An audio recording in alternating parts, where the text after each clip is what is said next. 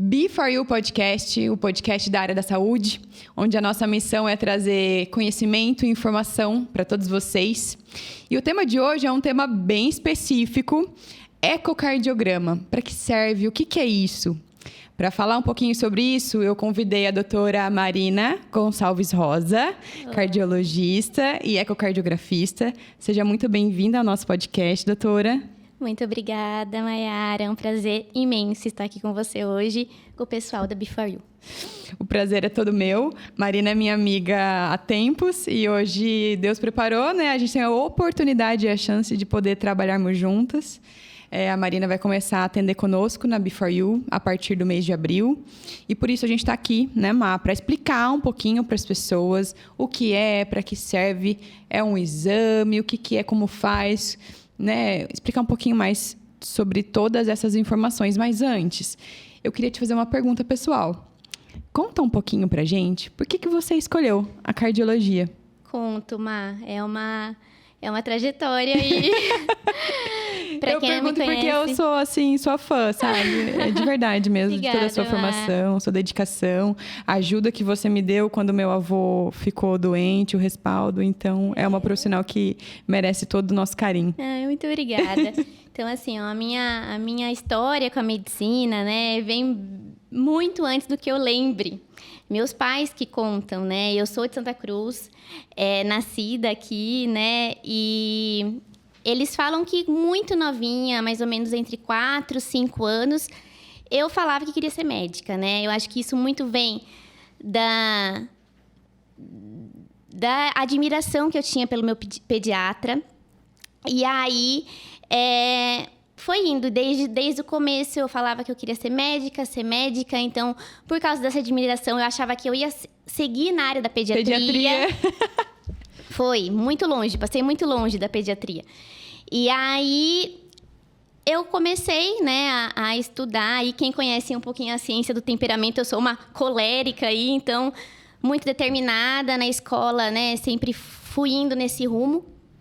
E aí, entrei na cabeça dos meus pais que eu ia ser médica, e foi. E as coisas foram fluindo. Saí daqui de Santa Cruz, fiz o colegial aqui, saí de Santa Cruz para fazer o cursinho, né? E morei 2 anos em Ribeirão Preto, fiz o COC. E aí, entrei na faculdade lá na PUC de Campinas. Então, sou formada na PUC de Campinas.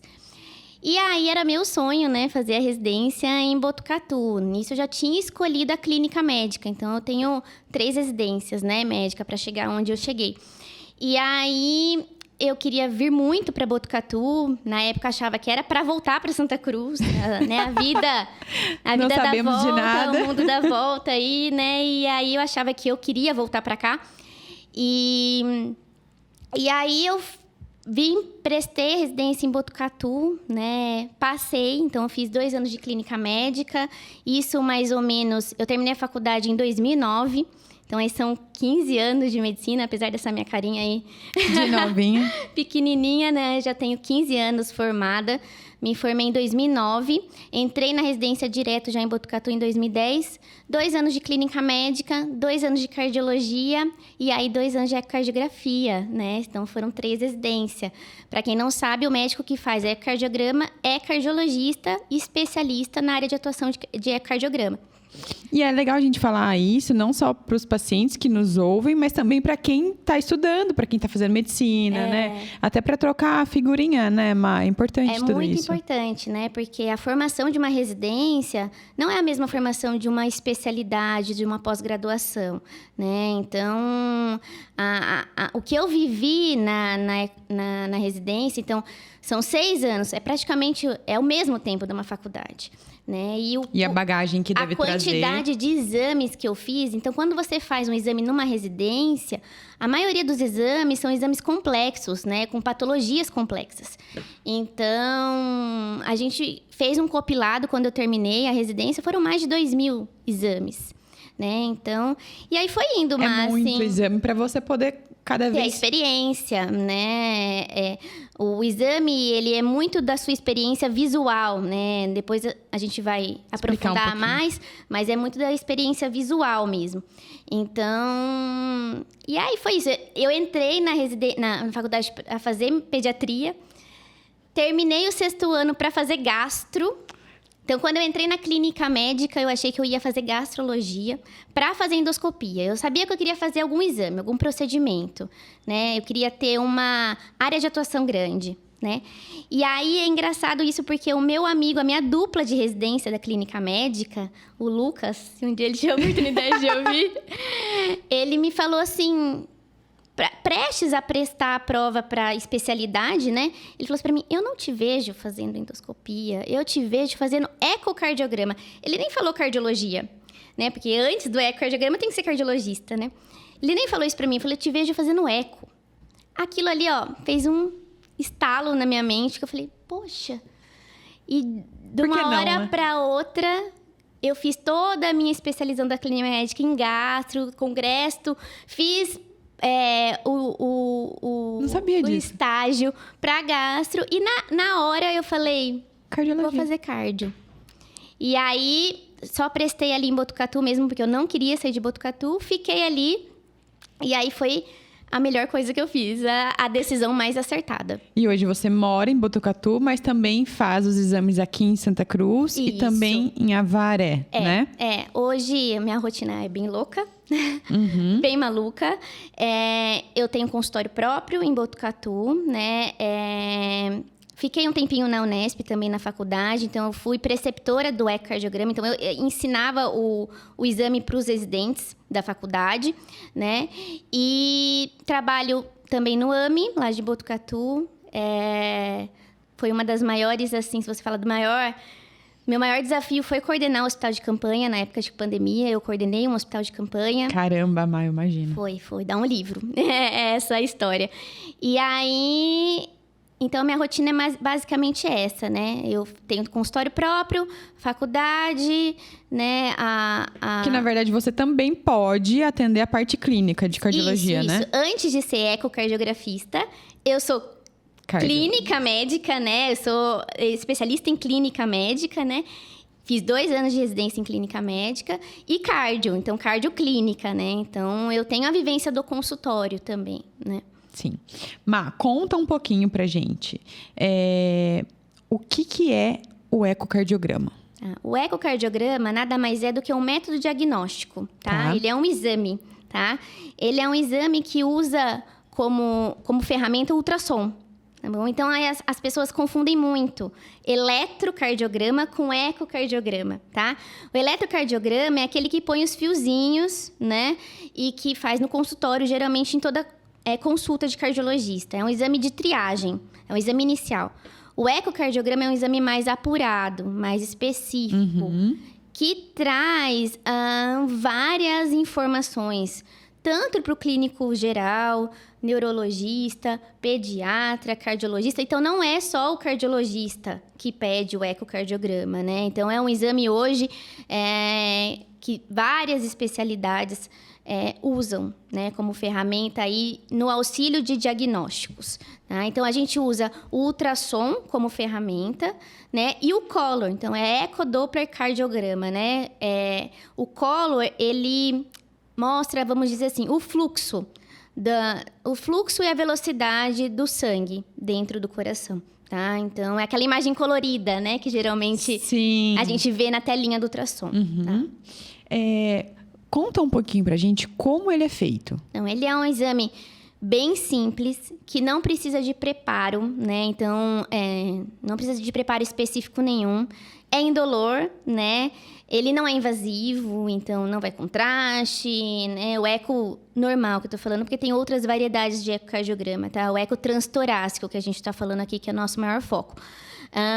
Não precisa de contraste, não tem problema ser feito, então, fazer vários não tem problema, não vai trazer nenhum prejuízo para o paciente, né? E é um exame de ultrassom, basicamente, tá? Então, ele é feito dessa forma, tá? É um ultrassom, né, que a gente faz. Passa o gelzinho, passa o transdutor, e aí a gente consegue ver e analisar praticamente toda a estrutura cardíaca.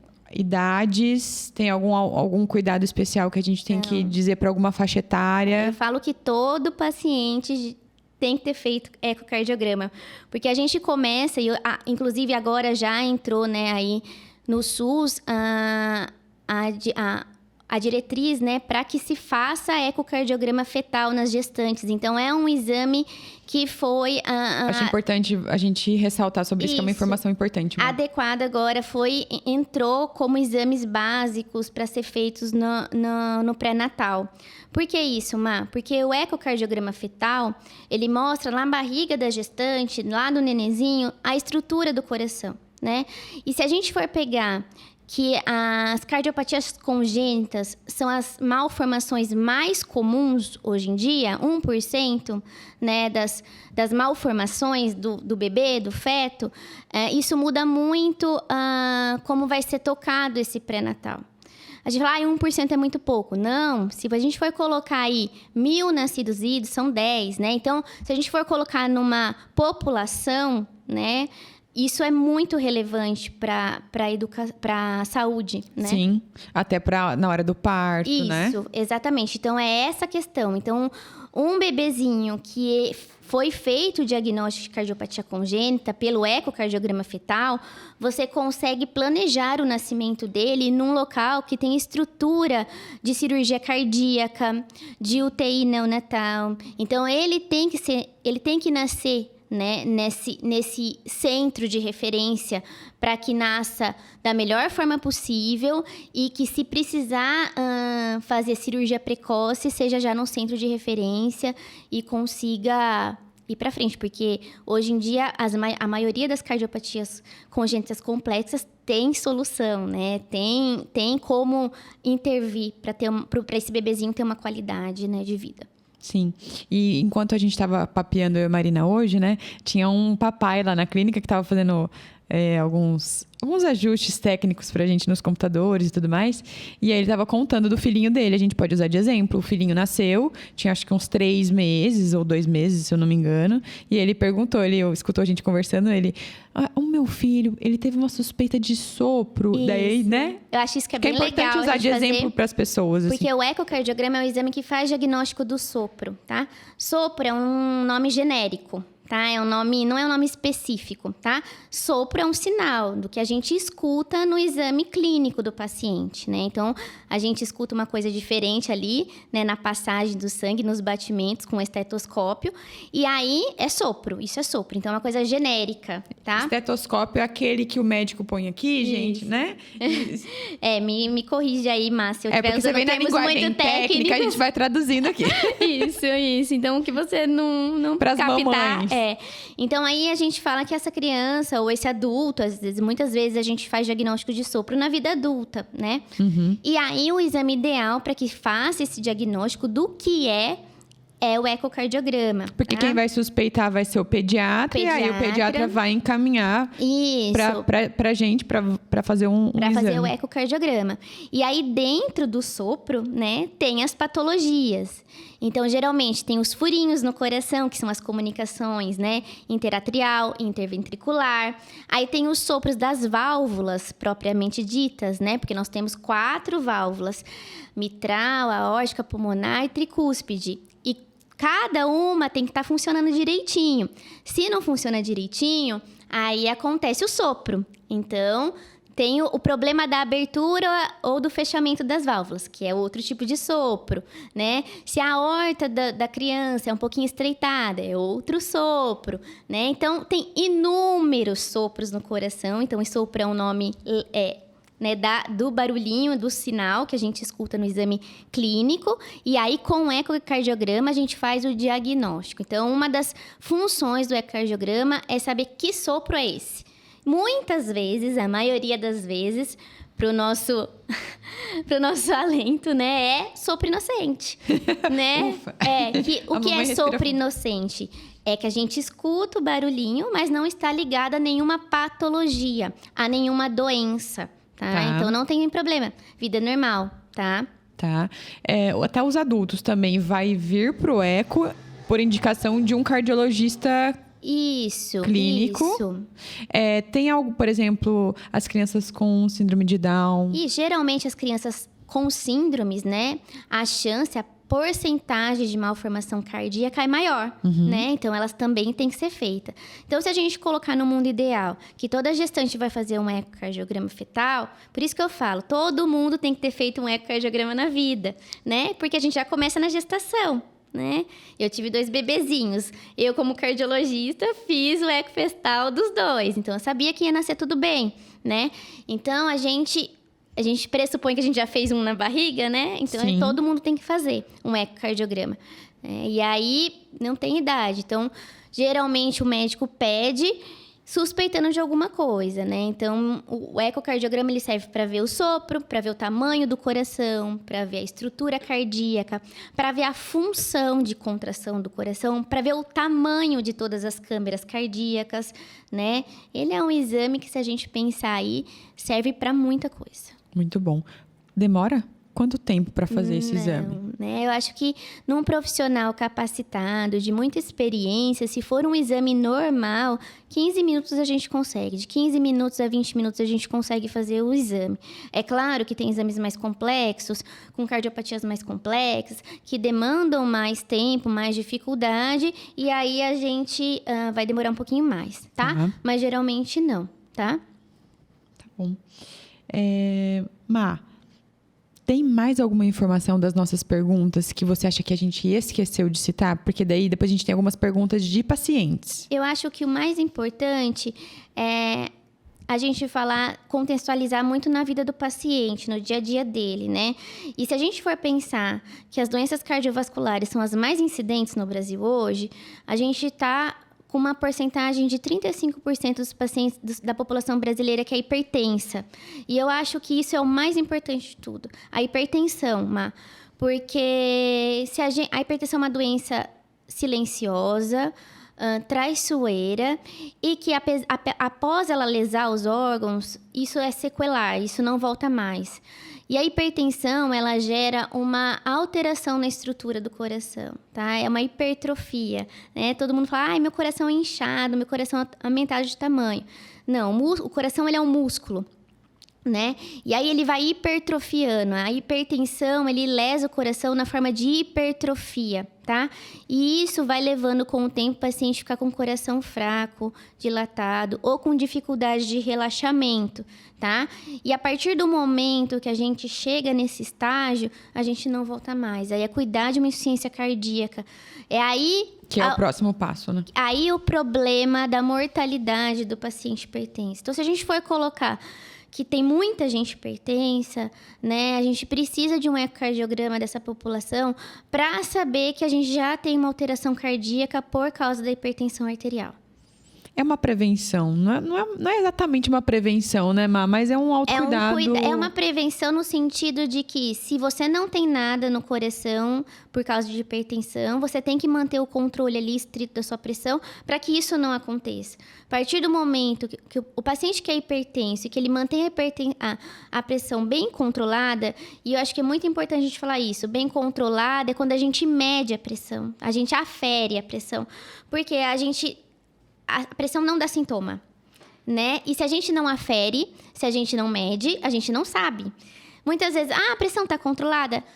Tá, mas você tem o hábito de aferir? Não. Não sabe. Mas eu tomo remédio. Só descobre quando vem os sintomas de ou ela tá muito alta ou ela tá muito baixa. Isso, mas isso que é traiçoeiro, porque ela não dá sintoma.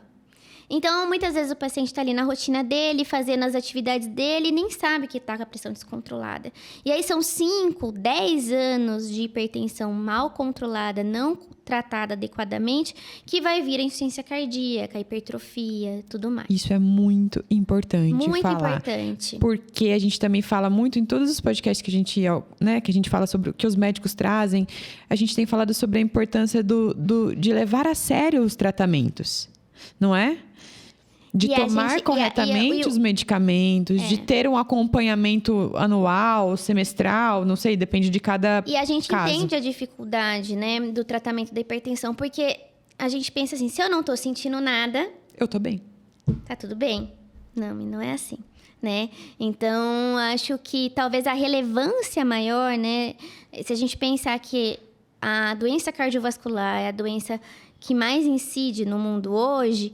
E aí a gente vai colocar hipertensão né, entre uma delas, né? Lógico que tem o infarto, o AVC, né, que entra nesse rol de doenças, mas se a gente colocar a hipertensão como a doença mais comum, a gente precisa desse monitoramento para que o paciente que é hipertenso tenha a mesma expectativa do paciente que não é hipertenso, que ele viva bem, né?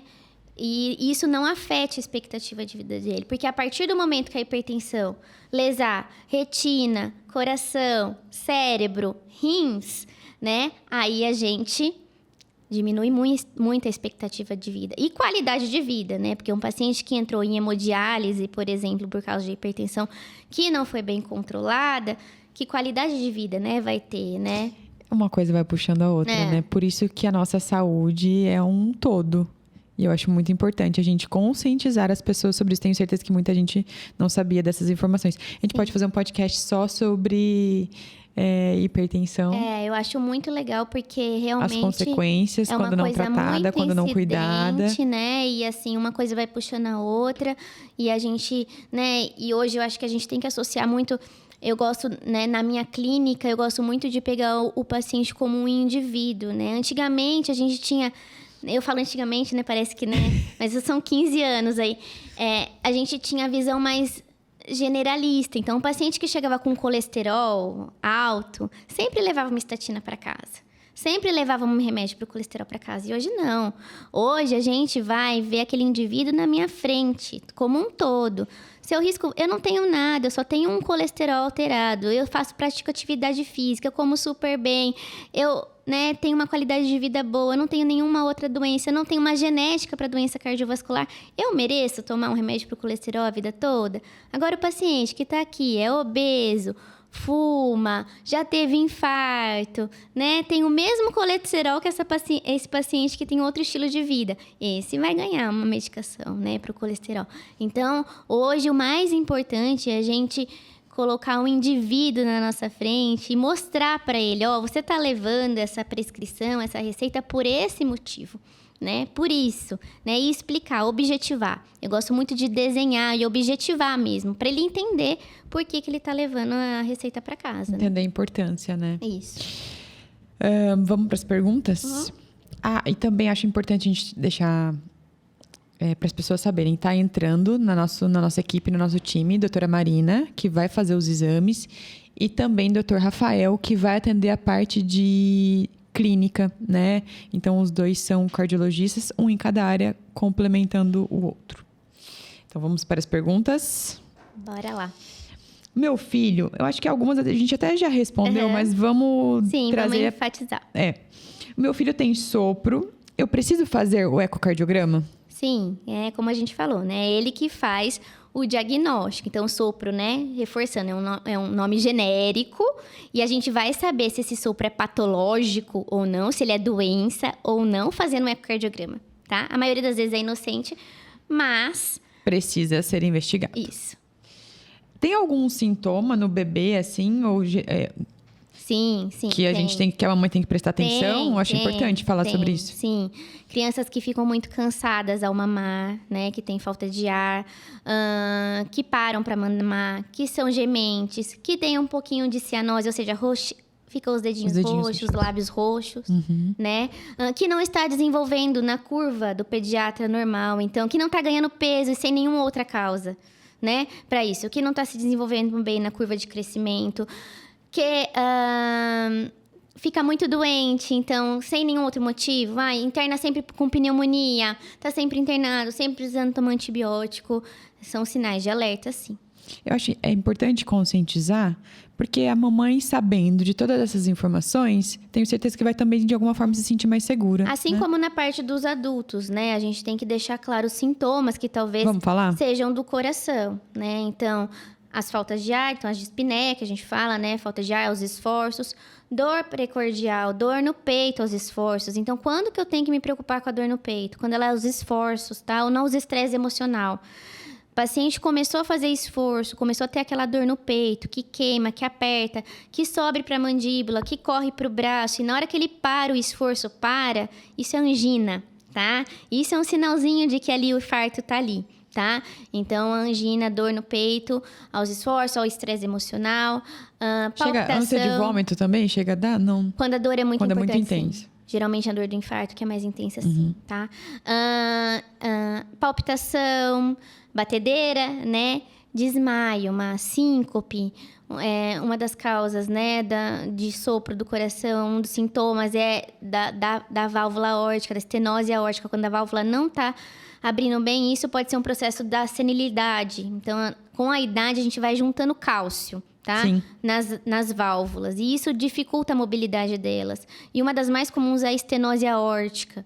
E aí, isso gera síncope, desmaio inexplicado, né? Desmaio que a pessoa apaga. Liga e desliga, que a gente fala, tá? Então, dispneia, dor precordial, síncope, palpitação, edema, inchaço nas pernas. É um sinal de insuficiência cardíaca, tá? São os sintomas aí na parte adulto, né? Eu acho muito importante. Essa semana mesmo, nós recebemos no nosso WhatsApp, né? Um paciente que ele precisava de um atendimento rápido, que ele disse que estava com dor de cabeça muito forte e que apagou, ficou um tempo apagado. Então, é importante falar sobre esses sintomas e o quanto a gente tem que ficar atento e se cuidar, Sim, né? sim. Vamos para mais uma pergunta. A minha pressão é muito difícil de controlar. Eu preciso fazer exame? Antes de fazer o exame, a gente precisa fazer uma avaliação clínica, né? Porque às vezes a gente fala que a pressão ela é muito difícil de controlar, mas ela não está bem tratada, né? Aquilo que a gente já estava conversando. Então, às vezes o paciente acha que toma uma medicação para hipertensão arterial e acha que é suficiente. Às vezes, pacientes vão precisar de 6 classes diferentes de medicação antihipertensiva para deixar a pressão bem controlada, tá? E até por isso que é importante também acompanhar com tempos mais curtos para saber se aquela medicação está sendo eficaz ou não, né? Exatamente. E assim, o acompanho da pressão é realmente aferir, medir, para saber se está bem controlado, né? Então, tem paciente que vai precisar de um rol de medicação muito maior. E isso é feito no consultório, né? E assim, pra gente explicar pro paciente, eu gosto que o paciente saiba as consequências de uma hipertensão não tratada, porque a maioria das pessoas não sabe. E aí vai levando o tratamento. E vai levando, e aí, não tô sentindo nada, minha pressão tá alta, tá 16, e eu não tô sentindo nada, né? Por que eu vou, né, me preocupar se eu não tô sentindo nada? Justamente pelas lesões sequelares disso, que são irreversíveis. Então, eu gosto de explicar bem pro paciente que a gente tem que associar, né, o tratamento farmacológico com medicação com o não farmacológico. O tratamento ideal da hipertensão é a perda de peso e a atividade física. As 2 medidas que mais têm impacto no tratamento da hipertensão é o controle do peso e a atividade física, tá? Eu tenho pacientes, inclusive, que a gente vai tirando a medicação. Chega no consultório tomando 6 classes de medicação diferente. E aí começa a levar a sério, né? Você deu a informação, ele se conscientizou. Começou a fazer atividade física, emagrecer. Falou assim, doutora, eu tô tendo queda de pressão, vamos tirando, né? Não é que ele não tenha mais hipertensão, é que ele está tratando com atividade física e perda de peso. Mudando o estilo de vida, também é feito tratamento. Que isso também é muito importante. Muito mais, né, Márcia? Se a gente for pensar, né, que a gente até quer... pra saúde mental, né? Exato. E se a gente quer as pessoas mais saudáveis, com um estilo de vida melhor, com uma expectativa de vida boa, com uma qualidade de vida boa... Se a gente consegue tirar isso, e faz bem para tudo, né? Para o sono, para sua disposição, para sua produção durante o dia, né? Não que esteja no tema do nosso podcast, mas vou perguntar porque eu tenho visto muito por aí, assim. Da parte clínica, tem paciente que ele é hipertenso, vem tomando essas medicações e também toma medicação para a parte mental, assim, de ansiedade, Sim, e tem influência um medicamento no outro? Porque a gente sabe que a hipertensão, ela não é uma causa só, né? Ela é multicausal, que a gente fala. Então, tem um rol, né, de classes lá e fala... Então, a genética, isso que eu falo para o paciente. Genética e idade, a gente não mexe, né? A gente, infelizmente, não consegue ficar mais novo, né? E a genética lá no DNA, a gente também não consegue mexer, né? Então, isso são duas coisas que a gente não mexe. Aí, outra coisa, cigarro, obesidade, sedentarismo, estresse, né? Isso tudo são coisas modificáveis que a gente consegue mudar. Então, o estresse, a saúde mental, tá, sim, numa das causas de hipertensão, tá? Outra causa também, a apneia do sono, tá? A apneia do sono, então, um paciente que ronca, que não tem uma qualidade de sono boa, que percebe que toda hora que vai fazer alguma coisa durante o dia, fica parado, já cochila, tá? Então, que a esposa tá reclamando que tá roncando demais em casa. Então, isso piora a pressão. A pressão fica mais alta com a apneia do sono. Isso aumenta muito o risco cardiovascular. O paciente que tem apneia do sono precisa tratar a pressão para diminuir esse risco cardiovascular, tá? Muito bom. Adoro esse tema. Ecocardiograma consegue ver se sofreu um infarto? Consegue, tá?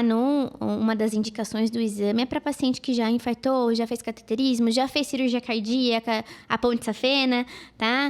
Então, consegue sim. E consegue ver também se tiver alguma artéria obstruída, muito obstruída, que esteja causando repercussão. Ah, mas eu fui lá, fiz cateterismo, minhas artérias estavam todas entupidas e eu tenho um ecocardiograma normal. Pode acontecer porque ele não tinha repercussão, não tinha isquemia, né, dessas artérias obstruídas, né? Então, o eco é normal. Mas se o paciente sofreu um infarto, sim, a gente consegue ver. Inclusive, o infarto é uma das causas de insuficiência cardíaca. Por quê? A gente pensa que o infarto, né, a artéria obstruiu, não levou oxigênio para o músculo cardíaco, esse músculo morreu. Fica uma cicatriz. Esse músculo não tem mais função, é uma cicatriz. Então, o coração, ele bate globalmente, né, para ter a força. E quando você infarta um território, ele não bate, ele fica paradinho, né? Então, isso é insuficiência cardíaca, tá? Que vai acabar sobrecarregando as outras. É o coração fraco, tá? Então, as causas de coração fraco, a hipertensão, o infarto, a doença de Chagas. Então, para todo esse tipo de paciente, o ecocardiograma está indicado, tá bom? Cada um é anual? A depender do paciente, Depende, tá? Da patologia do paciente, dos sintomas. Tem paciente que tem, tive um infarto, tenho insuficiência cardíaca, mas está bem otimizado com as medicações. Vai precisar de um exame quando ele parecer sintomas novos. Então, dor no peito, dispneia, falta de ar, edema, inchaço, né? Aí precisa repetir o exame, tá? Então, não tem um padrão anual, tá? Isso é aquilo que a gente falou, né? O paciente é um indivíduo, então a gente tem que individualizar a prescrição também, né? E presta atenção na parte clínica, que são os sintomas que você Antes de trouxe. tudo, a gente tem que ter a parte clínica, né? Antes do exame ser solicitado, ele tem que ter um motivo para ser solicitado. Então, a gente tem que avaliar o paciente como um global, né? Vamos para a última pergunta. Eu tive um AVC e a minha médica pediu o exame de ecocardiograma. Qual a importância? Muito, tá? Então, hoje, os pacientes faz parte do protocolo do AVC, da investigação, do porquê o paciente teve um AVC, o ecocardiograma, tá? Ecocardiograma, Holter, Doppler de carótidas, né? Além dos exames neurológicos. Então, o cardiologista com a neurologia, eles atuam em conjunto para fazer a investigação do AVC. Por quê? Porque uma das grandes partes do AVC é uma arritmia que chama fibrilação atrial. Que como tudo está atrelado, nada mais a fibrilação atrial, nada mais do que um paciente que é hipertenso durante a vida toda e começou a aumentar o átrio, né? Uma das câmeras do coração. E aí ele entra nessa arritmia que chama fibrilação atrial. E uma das causas do AVC é a fibrilação atrial. Então, o ecocardiograma consegue ver que o paciente está em fibrilação atrial. Não é o exame diagnóstico específico para isso, já é o eletro na consulta, mas ele consegue estimar o tamanho do átrio esquerdo, o volume do átrio esquerdo, consegue ver se tem algum trombo que seja a causa, né? Que às vezes o trombo saiu do coração e foi lá para o cérebro e causou AVC. Sim. Né? Então, ele é um exame importantíssimo para investigar a causa do AVC. com certeza a gente vai ter que fazer um outro episódio para falar sobre hipertensão. Sobre hipertensão, sobre AVC, sobre infarto, sobre doenças cardiovasculares, né? Porque... Junto com uma nutricionista, às vezes até com um educador físico, com mais um cardiologista, porque eu tenho certeza que vai ser rico, vai chacoalhar uma grande parte da população para se cuidar melhor. Saiu um estudo europeu recente que estima que 60% da população brasileira está acima do peso. 60%. E uma coisa muito triste está acontecendo é que não acontecia há 15 anos, quando eu me formei. Eu estou pegando pacientes, crianças obesas e hipertensas. Toda vez que uma criança chegava no consultório hipertensa, a gente tinha que investigar a hipertensão secundárias, outras causas de hipertensão, não a hipertensão essencial igual a dos adultos, né? E hoje, por causa da obesidade, as crianças estão chegando hipertensas, crianças obesas e hipertensas no consultório. Isso não acontecia, tá? Então, a gente nossos precisa hábitos rever de vida, né, relacionada às mídias sociais, às telas, às tecnologias, deixou a gente muito mais sedentário, muito mais parado. A gente viciou no açúcar, né? Aquela questão da dopamina, da gente sempre ter dopamina, né? O açúcar e as farinhas são alimentos hiperpalatáveis e que vicia mesmo o cérebro, né? Então, a gente está muito mais sedentário, as atividades, né, nossas sociais são muito mais hoje em dia em volta de comida, em volta, né? Não, eu sou super a favor porque isso também é a parte mental, né? Isso deixa a gente saudável mentalmente. Mas a gente precisa realmente conversar sobre isso, sobre os hábitos de vida atual, porque a gente fala dos Estados Unidos, mas a gente tá pé a pé com os Estados Unidos, viu? Ali, ó, pertinho. A saúde metabólica do brasileiro está muito ruim. A gente fez um podcast semana passada sobre obesidade. E a gente falou muito sobre isso, sobre esse cuidado que a gente tem que ter, as opções de tratamento. A gente trouxe bastante informação também. E por isso que eu acho importante, uma delícia, a gente estar numa clínica com mais de 20 especialidades, porque é isso, o indivíduo é com um só. É multiprofissional, né? E assim, é tudo, engloba tudo. Então, tudo.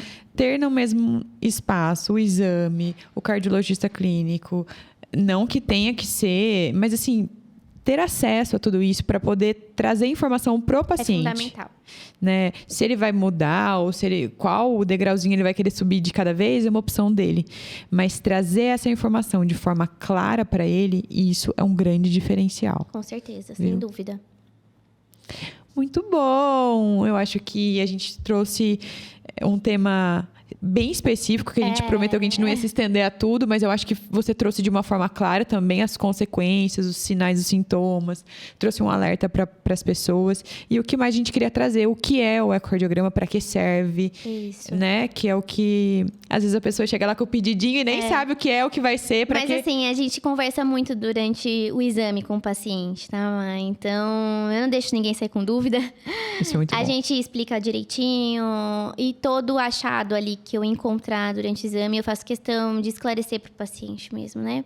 Lógico que ele vai ali tirar as dúvidas com o médico que solicitou o exame, com o médico dele, de confiança dele. Sim. Mas eu acho que a gente conversar durante o exame, isso é essencial, isso é primordial. Sim. E você também ter essa troca com o médico que fez o pedido do exame, né, Mai? É muito legal, muito importante. Porque se ele vai me avisando, né, o histórico, porque a gente já vai ali no foco do problema, a gente procura, né? Sim. Tem coisas que não são tão nítidas, porque é um exame, apesar de ser um exame muito fácil de fazer, é um exame complexo, que vê muitas coisas, que serve para muitas coisas, né? Então, desde endocardite, que é a infecção de uma válvula cardíaca, até um derrame pericárdico, ou seja, até água em volta do coração, coração fraco, infarto, hipertensão, sopros.